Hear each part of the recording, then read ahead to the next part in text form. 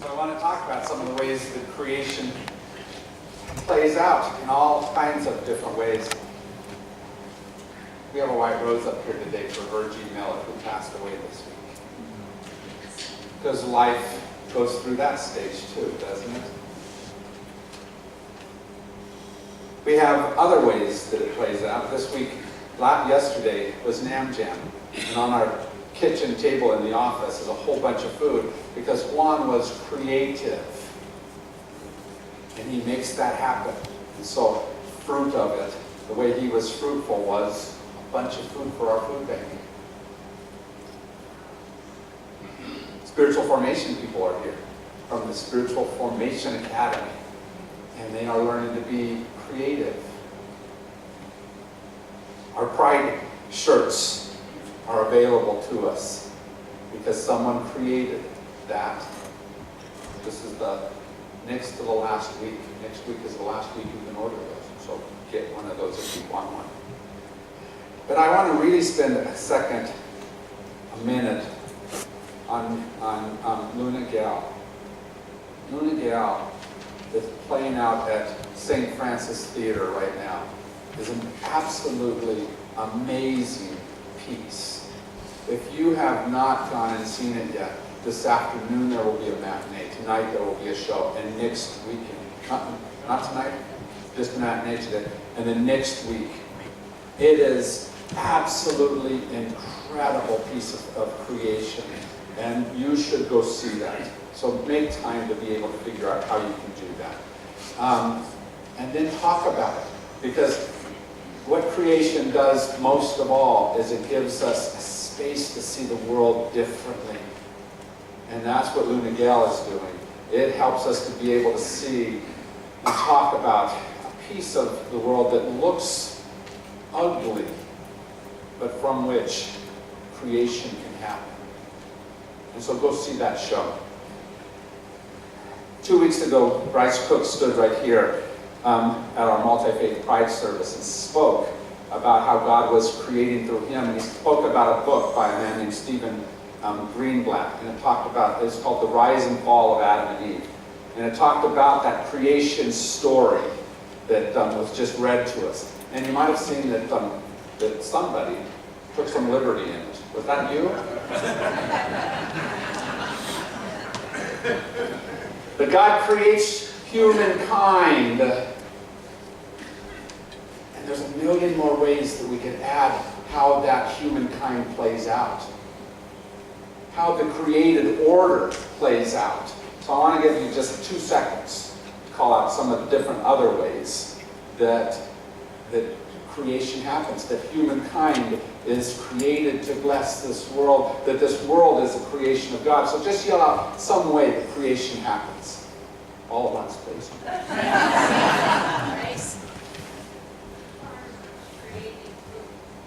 Absolutely.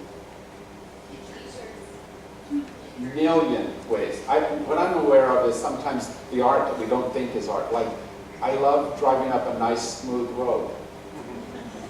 Somebody is the creative artist behind that. To figure out how to make it so it's not like this. Right? Creation happens in a million different ways in every single life if we let it.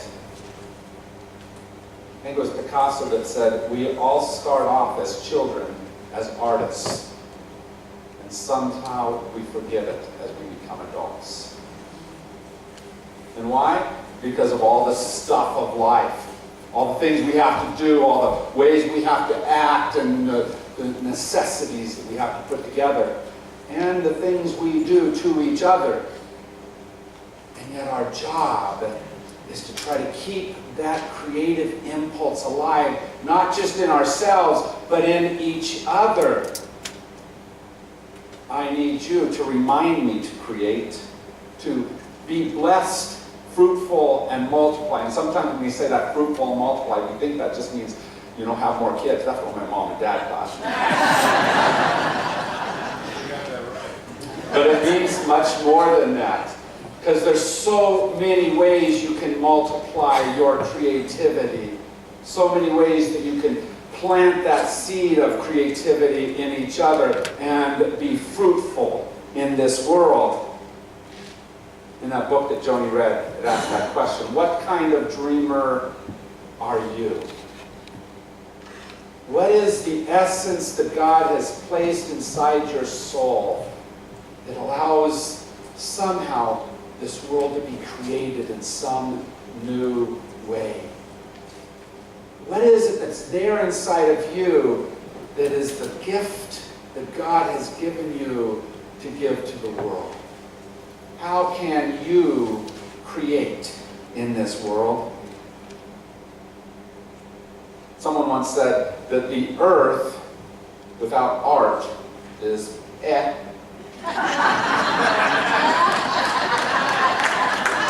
Should I do that again so everyone gets it? The earth without art is eh. Amen. Art, the creative spirit within us and around us, gives vibrancy and verve to this world.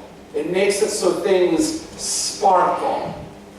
And you have some sparkle to add to that glow.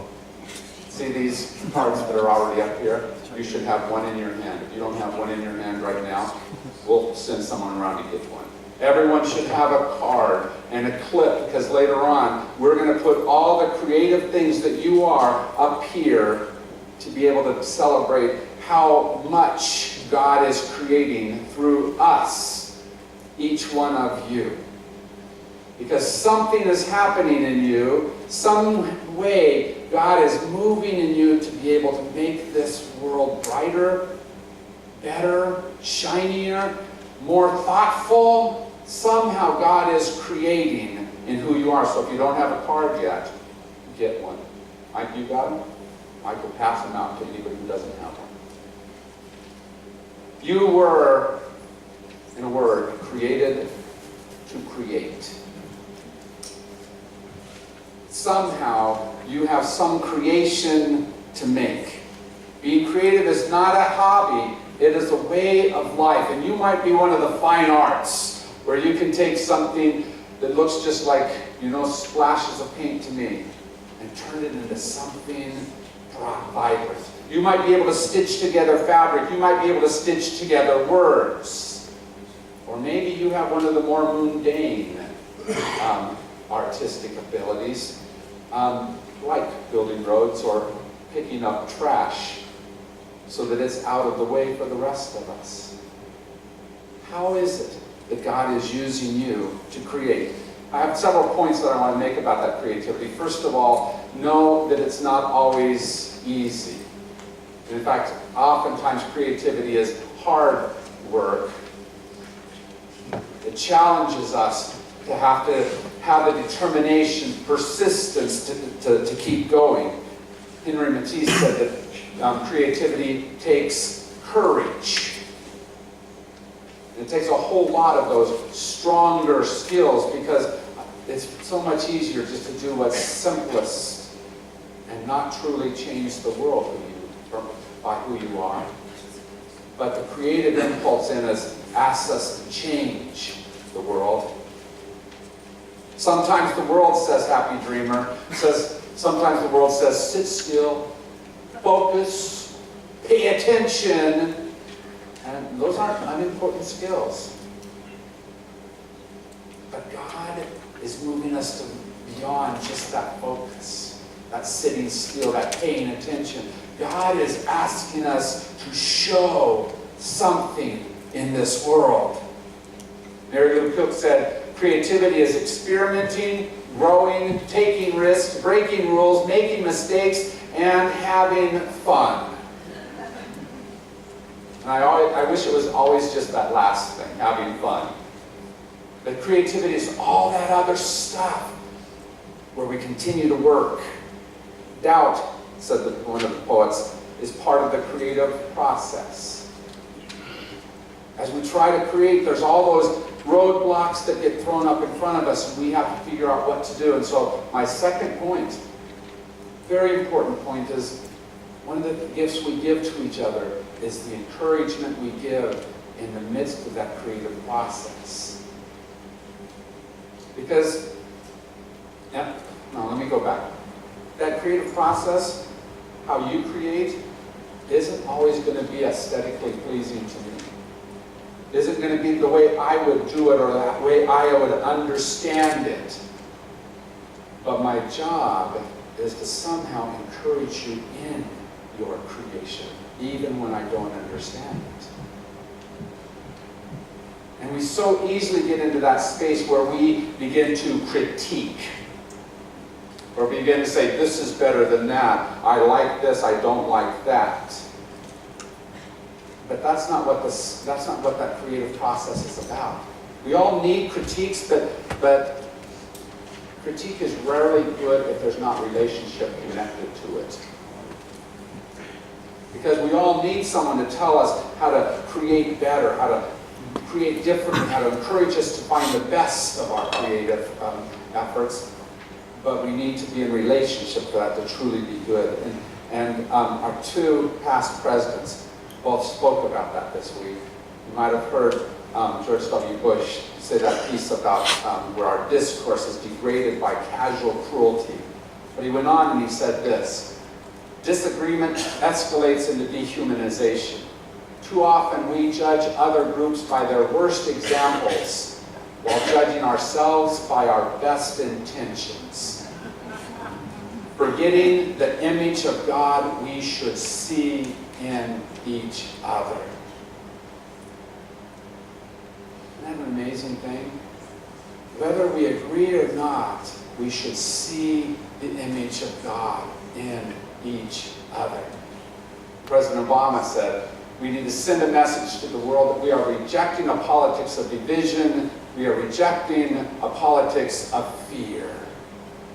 That we're not just critiquing and saying the other is wrong. We're somehow in relationship with each other and encouraging the ongoing creation, the ongoing divine within that other person. So it is an imperative that we care for each other in that moment. Every child is an artist, says Picasso.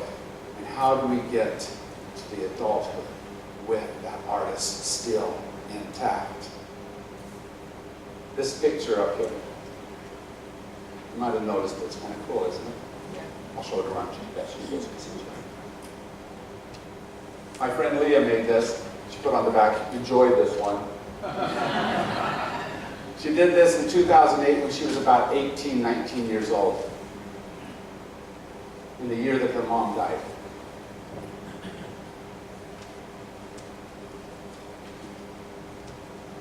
And she's one of the young ladies that was in my youth group in Yuma. Leah was an artist, discovering herself, discovering what it meant to be an artist. Today, 10 years later almost, she's got, I guess what I could only say is an art colony going. Got this studio that everyone's invited to and that on a regular basis is changing things down in Yuma.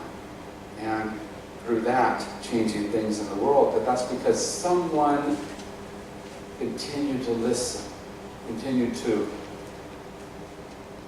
hold these pictures up. I put that up in my office all the time so I see it.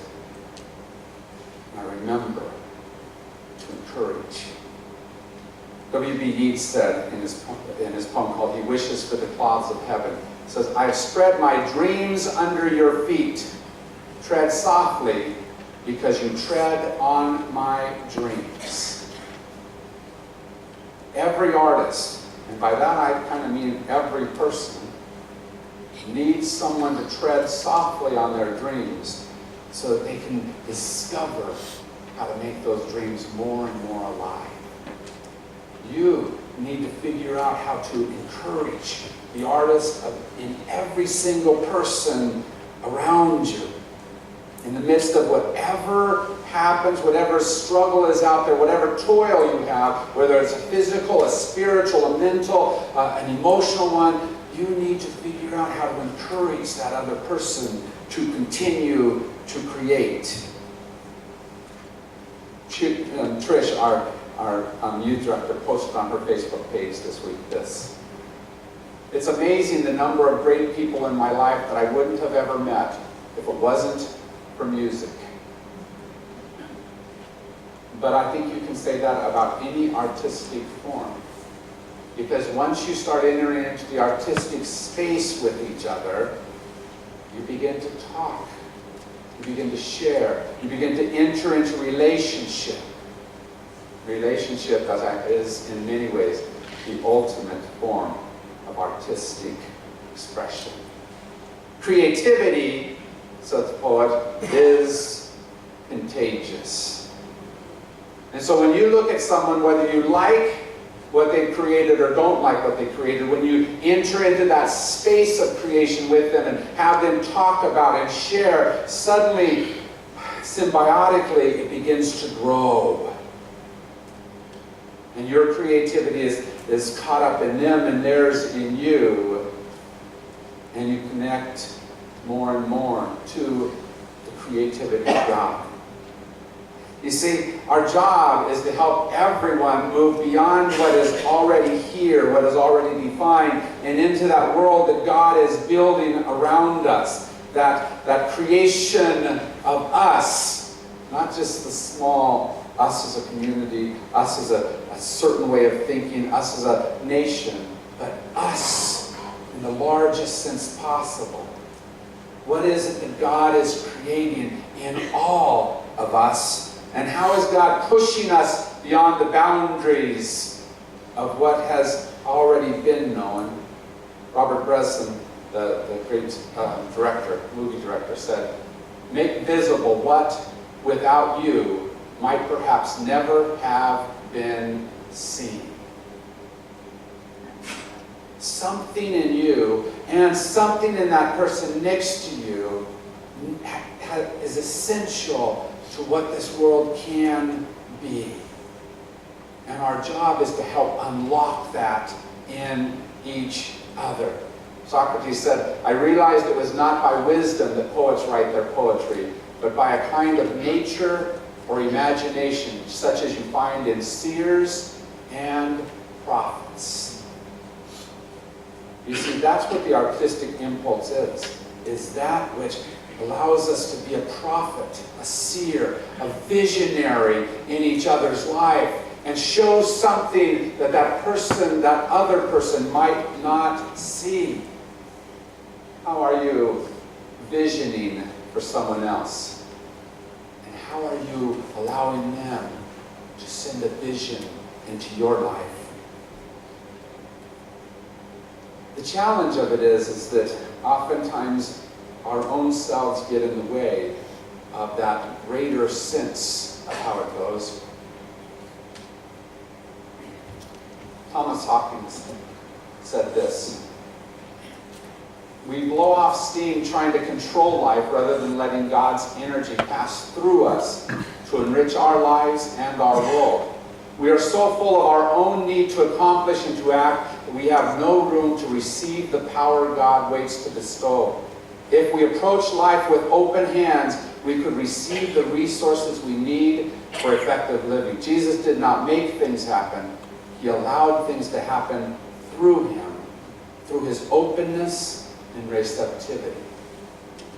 You see, this process is one of letting creation flow into you and through you to the other person. And to allow art to continue. Art in the largest sense, not just in your particular discipline or the way you understand or like art, but art in the largest possible definition continue to be. To encourage the person around you, those that you really appreciate their art and those that are quite underdeveloped in their art still.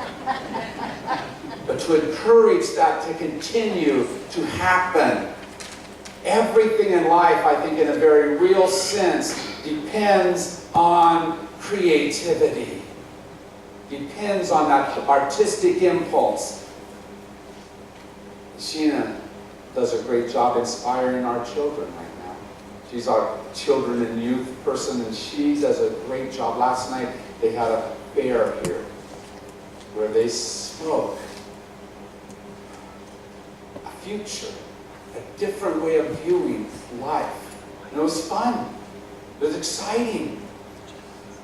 Because you've empowered her to be able to be that voice. Thomas Merton said, art enables us to find ourselves and lose ourselves at the same time. Find ourselves and lose ourselves. That's what we're trying to do for each other, is help each other to see beyond what we've seen, even as we ground ourselves in our vision of what we already know. God creates, and God creates through you. Up here on these sticks, these trees, we are seeing growth happen. Why? Because so-and-so does this, and so-and-so does that. And someone else brings in this artistic thing, and someone else this. And each one makes our life slightly different, slightly better, slightly more beautiful. And each of you has some amazing thing inside of you, some piece of creation that is a gift to this world. So what you're going to do is you're going to bring your creative impulse up here. There'll be people to receive it, place it on the tree for you. But what they're going to say to you is essentially this. And I want you to say this to each other. Thank you for the gift of you. Because you are a creative gift to all the rest of us. So Mike, who's doing this for us? Come on up here. And so you just kind of come up here. I know you know how to do this because you're so orderly when we do communion. Right? And so you're just going to figure out how to come up here, bring your card, they'll put it up on the tree for you. Come and bring your gifts.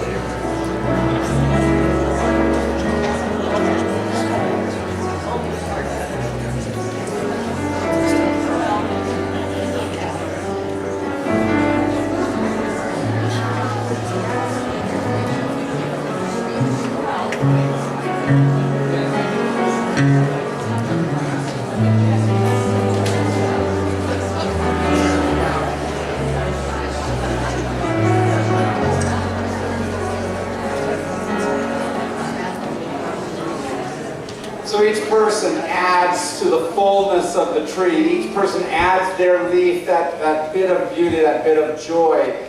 And I love what Danny Kaye said. You know him, he was the amazing artist, dancer, singer, musician, actor, everything that he did. He said this: life is a great big canvas.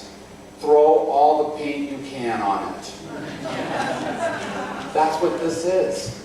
Each splash of paint from each person makes this world something amazing. The poet once said, "Translate a piece of the mystery written in your heart." You have God in you. God, the Creator, moves through you, the Creator, so that this world becomes heaven here on earth. Create so that this world changes into everything it can be. Amen? Amen. Let's stand and sing together.